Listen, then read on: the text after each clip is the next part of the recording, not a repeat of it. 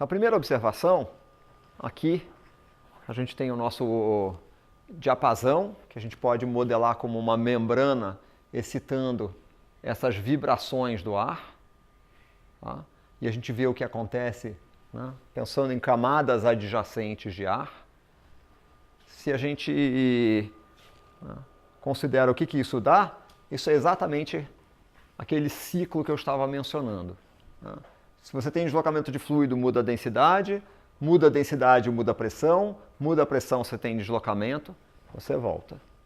Tá?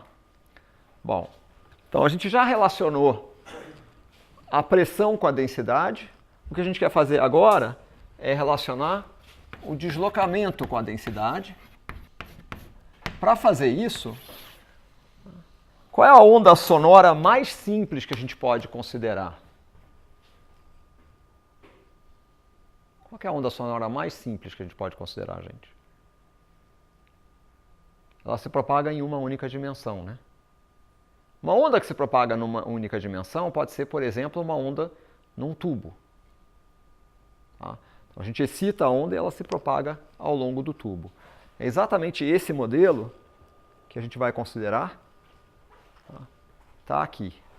Bom, então vamos lá. O que a gente vai considerar?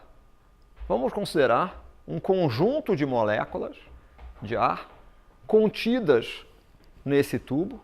Essas moléculas estão contidas inicialmente entre as posições horizontais x e x mais ΔX, o que significa que se a gente quiser dizer, bom, o tubo tem uma seção A, logo o volume corresponde a A ΔX, né? Porque é A vezes x mais ΔX menos A vezes x. Esse é o volume de moléculas. O que vai acontecer quando eu falo em deslocamento? Moléculas, né? Se vocês olharem esse modelo aqui, moléculas que estão numa certa região, elas vão se deslocar conforme a membrana vibra. Então, isso quer dizer o quê? Moléculas que estão aqui vão sofrer um certo deslocamento, moléculas que estão aqui vão sofrer um certo deslocamento. Tá? Então, as moléculas que estão em X sofrem um deslocamento U de X no instante t. As moléculas que estão em X mais ΔX sofrem um deslocamento U de X mais ΔX no instante t. O que a gente quer saber? A gente quer saber agora, conforme mudou, né, houve esse deslocamento, qual que é o novo volume? Quanto vale V mais ΔV? Mesma coisa, né? Seção vezes a diferença ali, não é isso? Então, é A que multiplica. Vamos lá. Qual é a posição? Qual é a posição aqui? Qual é essa posição? Ela corresponde a x mais ΔX, mais esse deslocamento, que é U de x mais ΔX. Tá? Então, x mais ΔX, mais U de x mais ΔX no instante t. Qual é a posição aqui? É x mais o deslocamento, U de x. Então, menos x menos U de x e t. Bom, quando a gente olha para isso é equivalente a dizer que isto aqui vale A, que multiplica x mais ΔX menos x, portanto, ΔX, mais U de x mais ΔX no instante t, menos U de x no instante t. Certo? Mas isso aqui era V, né? Não era? Bom, o que a gente pode dizer então? A gente pode dizer, olhando para essa expressão, que ΔV vai ser igual a A que multiplica U de x mais ΔX no instante t menos U de x no instante t. Ok? Bom, mas se eu agora pegar e escrever ΔV e dividir por V, vai sumir esse termo A, vai sobrar U de x mais ΔX no instante t, menos U de x no instante t, sobre ΔX, né? Essa expressão soa algum alarme aí?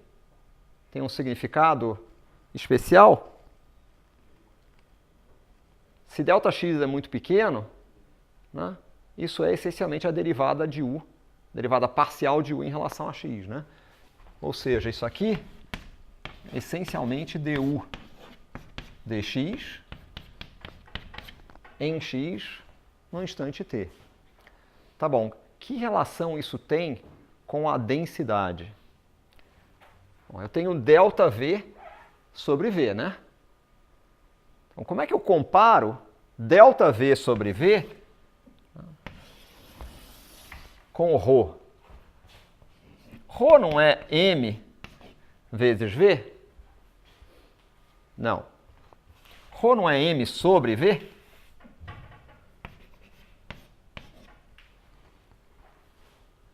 Se eu mudar o volume,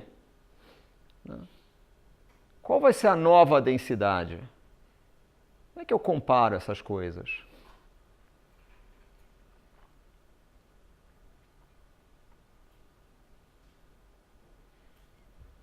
Qual é o meu Δρ se eu mudo a densidade de V para V mais ΔV?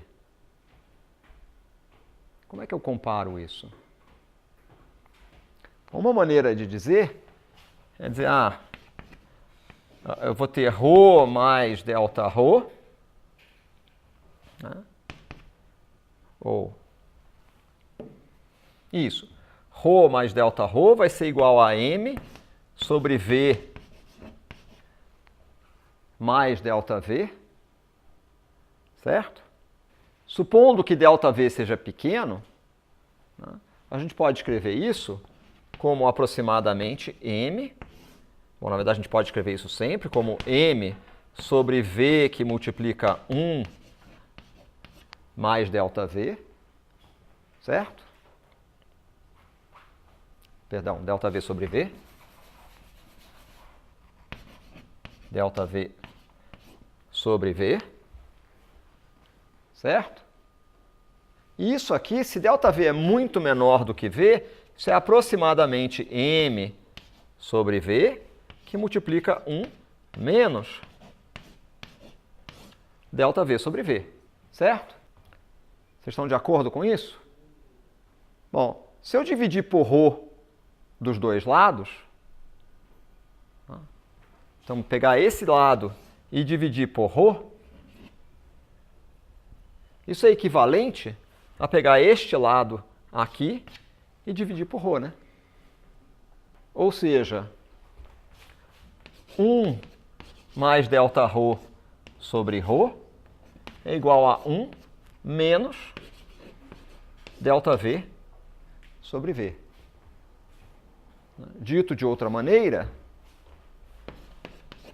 Δρ sobre ρ é igual a menos ΔV sobre V, que é o que a gente tem aqui. Então, isto é igual a menos Δρ sobre ρ, mas Δρ é zeta. Então, isso aqui é menos zeta sobre ρ0. Tudo bem? Qual foi o passo que a gente fez aqui? A gente pegou, saímos daqui, dissemos, bom, Se eu incrementar o volume em ΔV, a minha densidade vai passar a ser ρ mais Δρ. Nós fizemos a aproximação de que esse ΔV é muito menor do que V. Esta aproximação correspondeu a colocar M sobre V em evidência. Eu tenho 1 mais ΔV sobre V no denominador, né, que é essencialmente isto é da forma 1 mais x elevado a n, que é aproximadamente 1 mais nx, se x é muito menor que 1. Quem é n aqui? N é menos 1, né? Portanto, este termo 1 sobre 1 mais ΔV sobre V é aproximadamente 1 menos ΔV sobre V. Ok? Bom, muito bem. Então, essa relação, né, nos conduziu a essa expressão aqui, zeta igual a menos ρ0, zeta de x e t, igual a menos ρ0 du dx de x e t. Tá? Então, a gente agora tem que dp dρ em torno do equilíbrio é gama P0 sobre ρ0.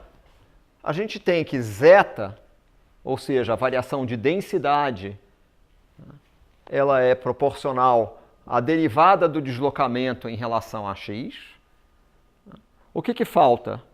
Falta a última coisa, né, que é relacionar a pressão e o deslocamento. A relação da pressão com o deslocamento é que vai finalmente nos conduzir à equação de ondas. Bom, o que está faltando, gente? Se a gente compara com o que a gente fez no caso da corda, o que está faltando? A gente tratou de dinâmica em algum momento? Não, né? A gente não tratou de dinâmica até aqui, certo? Então vejam, até aqui não falamos nada sobre o movimento realmente das massas de ar e o que é responsável por esse movimento. Ora, se eu pensar nas massas de ar, né, olhando para a minha figura, e eu posso até voltar à figura, no caso inicial, se eu tiver uma massa de ar contida nesse volume ΔV entre x e x mais ΔX, por que essa massa vai se deslocar para a direita ou para a esquerda? O que vai fazer com que ela se desloque? Diferença de pressão, né? Porque a pressão vezes a área da seção reta corresponde à força que as massas de ar, né, à direita de x mais ΔX, à esquerda de x, exercem sobre essa massa de ar contida nesse volume. O que a gente vai fazer? Nós vamos tratar da dinâmica dessa massa de ar. Então, se eu tenho uma massa de ar ΔM igual a ρ ΔV entre x e x mais ΔX, a dinâmica vai ser dada pela diferença de pressões. Nosso cilindro, aqui área A, posição x mais ΔX, eu vou ter uma força em x mais ΔX, eu vou ter uma força em x, cada uma delas associada à pressão.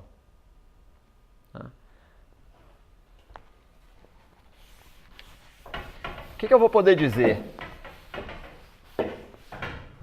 ΔM vezes A vai ser igual a F em x menos F em x mais ΔX, e eu estou escrevendo menos F em x mais ΔX, porque eu já sei que em x mais ΔX a força vai ser no sentido negativo de x, e em x a força vai ser no sentido positivo de x. Só que isso aqui corresponde a P de x vezes A menos P de x mais ΔX vezes A. Por outro lado, ΔM é ρ vezes A ΔX, né? Certo? Bom, e isso aqui? O que é esse termo? Aceleração, né? Mas a aceleração está associada a quê? Segunda derivada do deslocamento, né?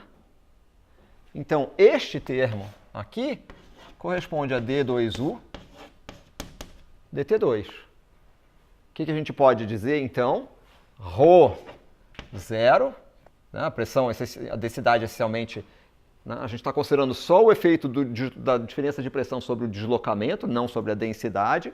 Rho zero vezes A ΔX d2u dt2 igual a A menos A, que multiplica P de x mais ΔX, no instante t, menos P de x no instante t. Bom, tem A dos dois lados, simplifica. Eu posso simplificar ΔX e escrever ΔX aqui dentro. Aqui que isso nos conduziu, Rho zero d2u dt2 igual a menos dp dx. Certo? Tá bom. O que nós vamos fazer com isso agora? Olha as expressões que nós temos. Quais são as expressões que nós temos? Nós temos a relação entre a densidade e a pressão. dp de ρ é gama P0 sobre ρ0. A gente tem zeta, que corresponde a Δρ, igual a menos ρ0 du dx.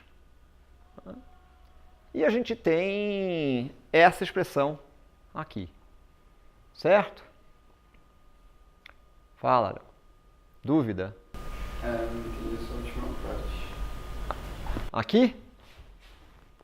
Vamos lá. Aqui, tudo bem?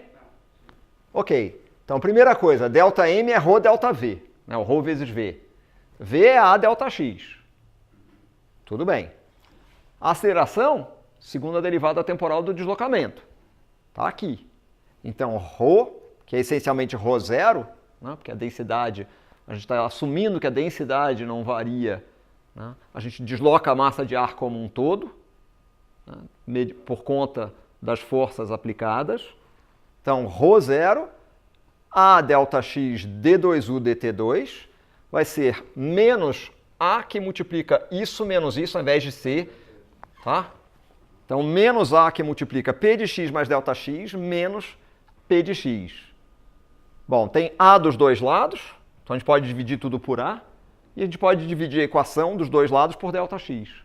Quando a gente divide por ΔX, supondo ΔX pequeno, isso aqui é a derivada de P em relação a x. Derivada parcial de P em relação a x. Portanto, ρ0 d2u dt2 é menos dp dx. Tudo bem? Bom, como é que a gente junta essas coisas agora para ir adiante? Como é que a gente junta essas coisas para ir adiante? Bom, a primeira observação que a gente pode fazer... Vamos lá. Então, agora a gente quer juntar isso. Tá bom.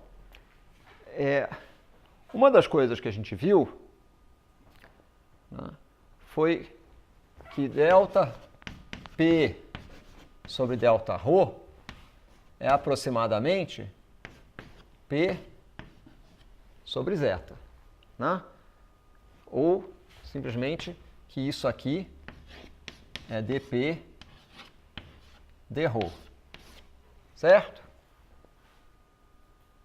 Se isso é verdade, então eu posso escrever que P é igual a dp dρ vezes zeta.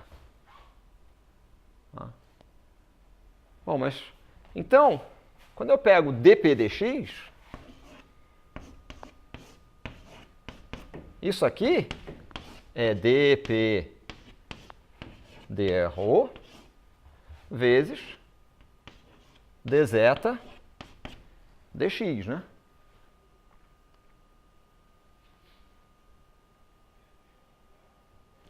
Isso é uma constante, certo? E a gente disse quanto vale essa constante. Está escrito ali em cima, gama P0 sobre ρ0. Tá?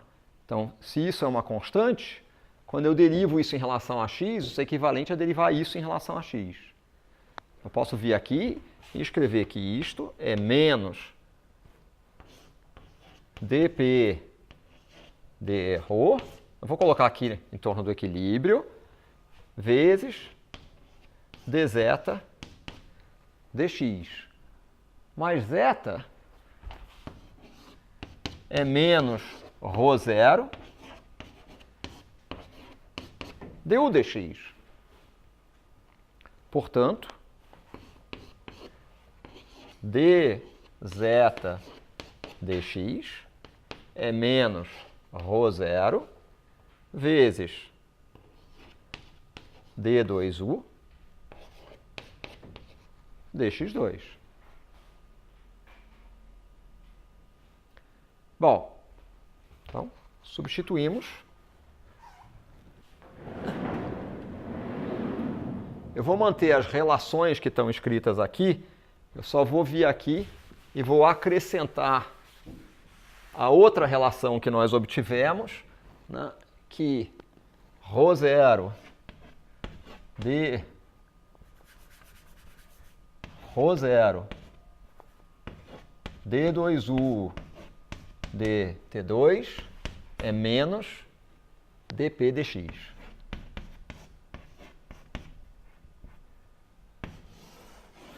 Tá? Essas três relações aqui foram as três relações que a gente obteve.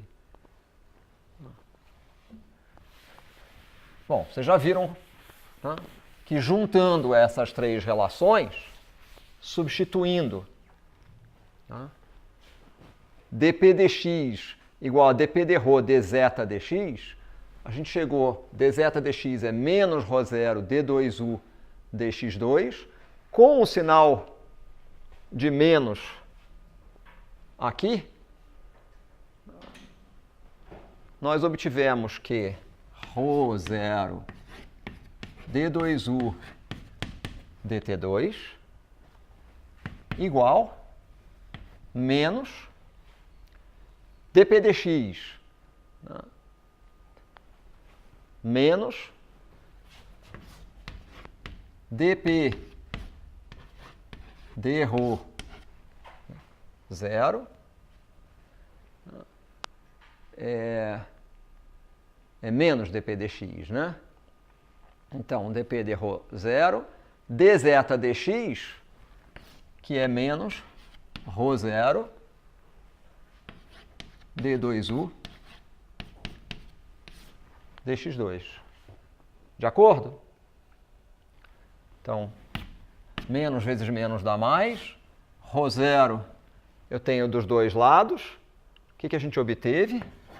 d2u dx2 menos 1 sobre dp dρ em torno do equilíbrio, d2u dt2 igual a zero.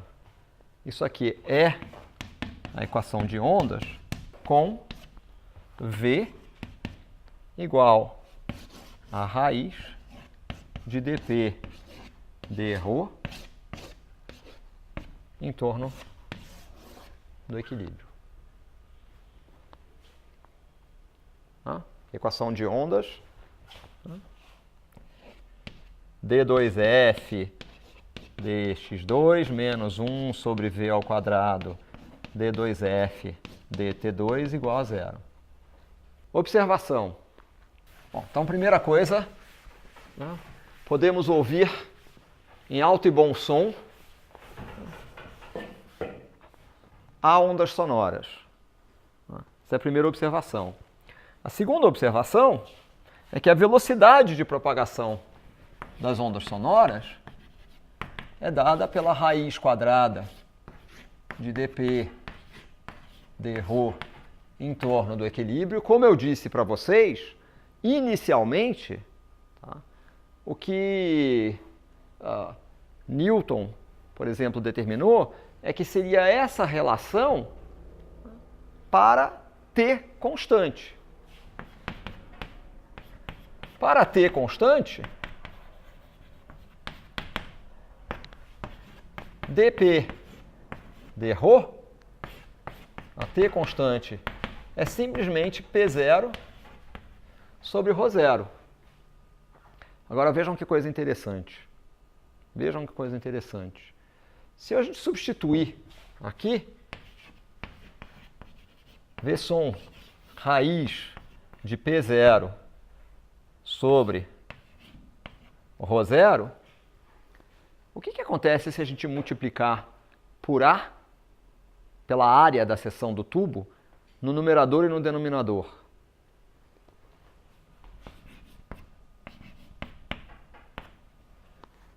O que sai? O que é P0 vezes A? É uma força, né? O que é ρ0 vezes A?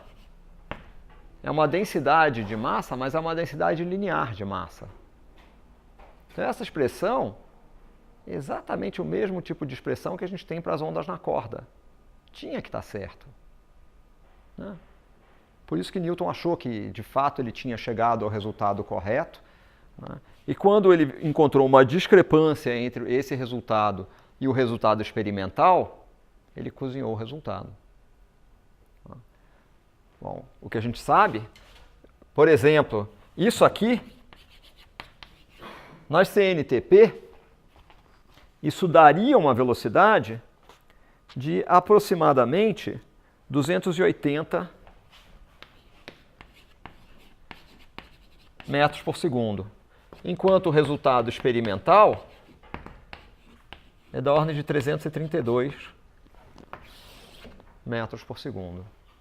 A diferença está naquele termo que a gente escreveu aqui, tem esse fator gama. Tá? Bom, então, na verdade, a velocidade do som vai ser raiz de gama P0 sobre ρ0.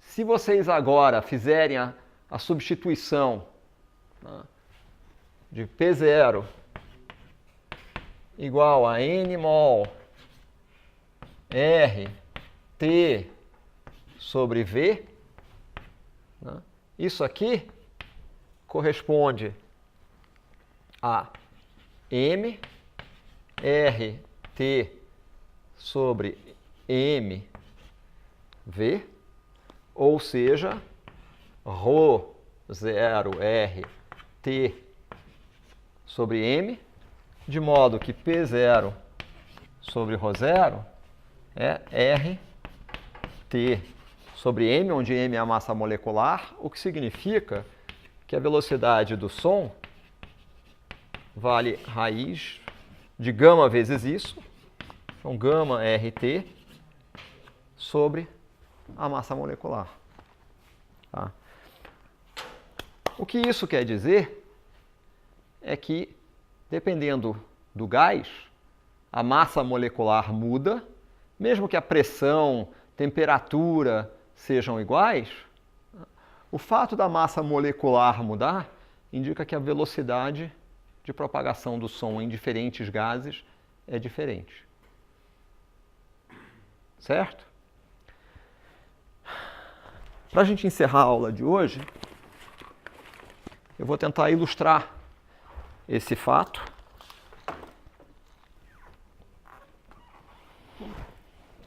Eu tenho um gás diferente do ar contido nessas bexigas, como vocês podem perceber, porque se eu soltar a bexiga, ela não cai, ela tende a subir, ela sobe menos do que eu gostaria, porque quer dizer que, como a bexiga é um tanto porosa, porque ela é porosa, ela acaba sendo contaminada com ar. Bom, se eu pegar e inalar um pouquinho,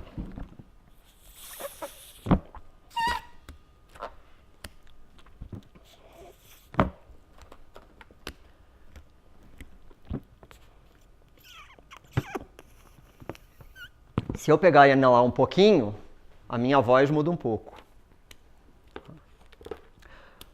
A gente tem que voltar à questão colocada por você. Como vocês podem ver, eu não fiquei com os pulmões cheios de hélio, o que inclusive é importante, tá? Isso aqui é uma experiência relativamente perigosa. Se você inalar e substituir realmente, né, o ar nos seus pulmões por hélio, você pode ter embolia pulmonar. Então eu não recomendo que vocês façam isso. Tá? No entanto, fazer isso de maneira moderada, como eu estou fazendo aqui, assim, a minha voz muda um pouquinho, como vocês podem perceber. Tá? E eu não estou fazendo nenhum esforço para mudar a voz. Tá? Então, tem que esperar um pouquinho, minha voz volta ao normal. Porque o que está mudando, o que a gente associa o som? A gente associa a quê? Não é a frequência? Como é que mudou a frequência? Eu não tinha dito para você, quando a onda se propaga numa junção de cordas, quando ela vai de um meio para o outro, a frequência permanece a mesma? Então por que quando a gente inala hélio, a frequência muda? O que mudou é o meio, né? O som agora está se propagando em outro meio. Por que a frequência muda? Isso está associado ao que a gente vai ver na próxima aula, que é justamente a situação em que a gente tem, né, condições de contorno, ou se quiserem, extremidades, né, dos dois lados de uma corda ou dos dois lados de um tubo. O som que eu produzo, ele é produzido por cordas vocais, que tem um comprimento específico, né, e uma caixa de ressonância, que é o meu diafragma. Também as dimensões são específicas. O que isso quer dizer? Isso determina o comprimento de onda do som e não a frequência. Então, independentemente do gás que está no interior dos meus pulmões, a frequência que eu produzo, ela depende, no fundo, o que eu produzo de fixo é o comprimento de onda. E a frequência, se muda a velocidade e o comprimento de onda permanece constante, a frequência tem que mudar. Então, eu estou emitindo numa frequência diferente, e aí sim, claro, eu emiti som numa atmosfera de hélio, o som se propaga até vocês, não numa atmosfera de hélio, se propaga até vocês numa atmosfera de ar. Da emissão até chegar a vocês, não mudou a frequência. No entanto, o som que eu emito, a frequência dele muda, porque as dimensões, né, do sistema produtor de som, essencialmente, determinam o comprimento de onda do som produzido. Determinam uma periodicidade espacial e não uma periodicidade temporal. O que vocês detectam com o ouvido de vocês é a periodicidade temporal. Então, por hoje é só. Segunda-feira a gente volta.